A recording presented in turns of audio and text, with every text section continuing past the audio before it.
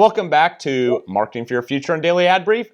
I'm your fill-in host, Mike White, filling in for David, who is off on a cruise ship somewhere, I'm sure. But welcome to the program. Today we are talking to Mark Pecota from LaunchBoom. Mark, welcome to the program.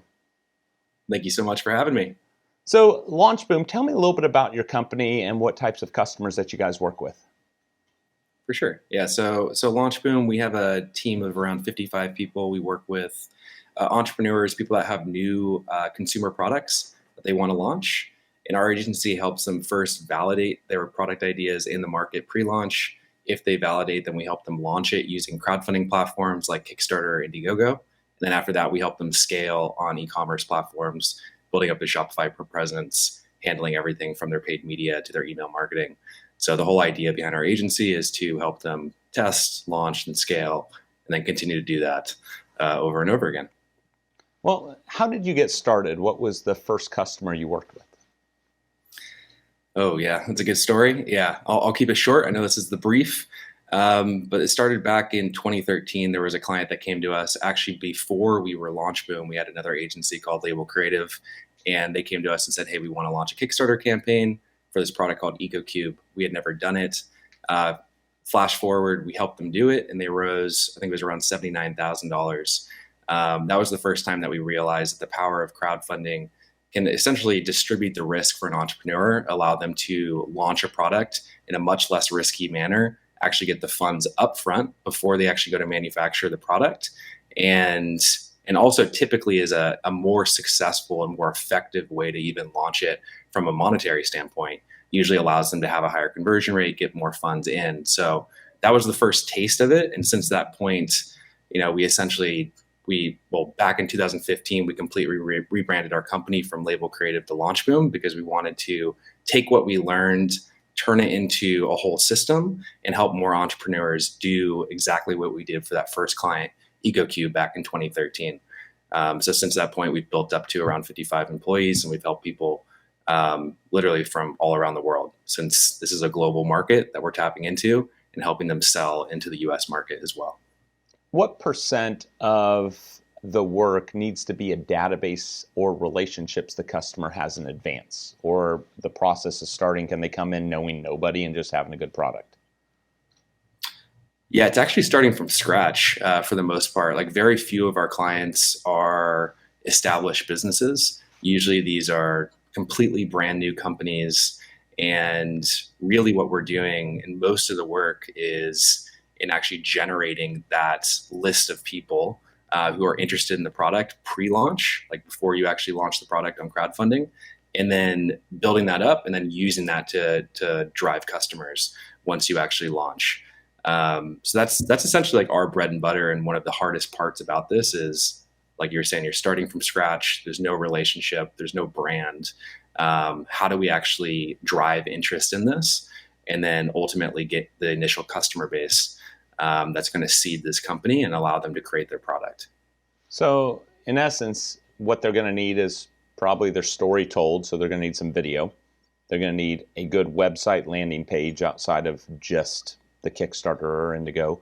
They need social media accounts and content. So in reality, what they need is what every business needs, is a good marketing strategy.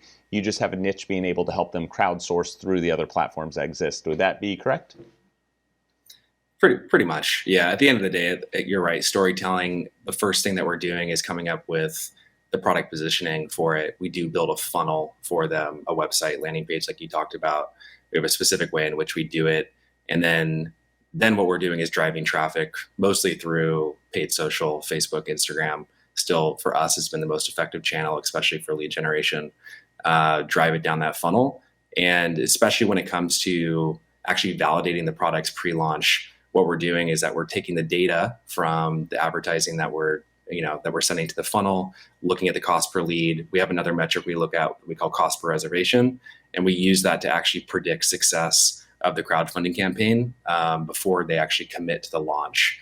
So that's the different approach that we take, is that we're trying to not only help entrepreneurs launch, but we're also trying to go before the launch, allow them to feel basically reduce the risk and have validation that this is the right path for them to take. So the other way I look at it is that we're trying to help entrepreneurs reduce waste by actually validating and testing pre-launch.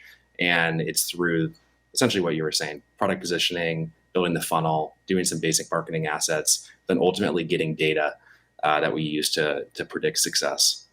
Who sets the amount of money to be raised? Is it a recommendation from you, or is it them setting it?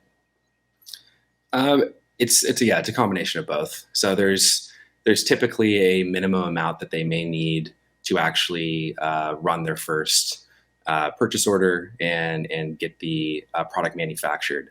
So you use that as a base. And then from there, typically we would recommend setting lower goals on the platforms because there is a lot of benefits of actually hitting your goal as quickly as possible. Not only is it great from a PR perspective, this campaign was funded in 5 minutes, sounds pretty exciting versus, in a few days. So the faster we can hit it, the lower we can hit it, or the lower we can make it so we can hit it faster, typically the better. So to answer your question, it's a combination of both.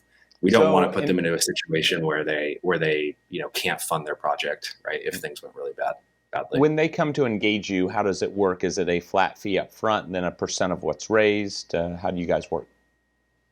Yeah, you're exactly right. I mean, there's multiple phases. Like I said, on the testing side, like that's where most people start with us. We call it test boom. You'll see that we love the word boom in our branding. We start with test boom. That's just a flat fee. Then if they pass that program, then they go to LaunchBoom. That's where it's a fee plus a percentage of what's raised. And then when they go to the last stage, which is scale boom, that's where we're increasing and scaling their brand on e-commerce. That is also a monthly fee and a percentage of revenue that's being driven. How many people say, well, you can charge whatever you want, just collect it in the aftermath. Whatever you raise, I'll give you a % of. Do a lot of people want the contingency? Yeah, absolutely. Yeah, of course. There are definitely a lot of people. Fortunately, I would say that is the minority. Most people understand that we're running a business and we have costs as well. But we do get that. We also do get people that would like us to make an investment into their company. But the way that we've structured our company right now, it's really more about cash flow for us. Absolutely. Yeah. So, well, what is some piece of advice you'd give to someone who's wanting to get a brand out there, looking to get started, and wants to look into crowdsourcing?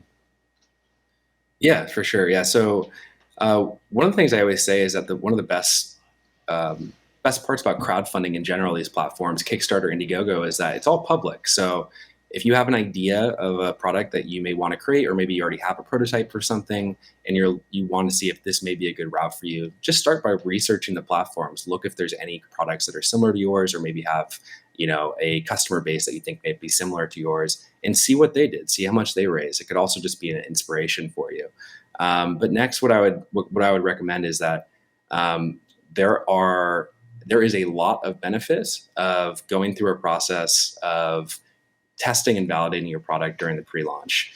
And I probably don't have enough time to really get into it at this point, but there's tons of free resources as well on our blog. Just go to launchboom.com/blog, or I also wrote a book called Crowdfunded.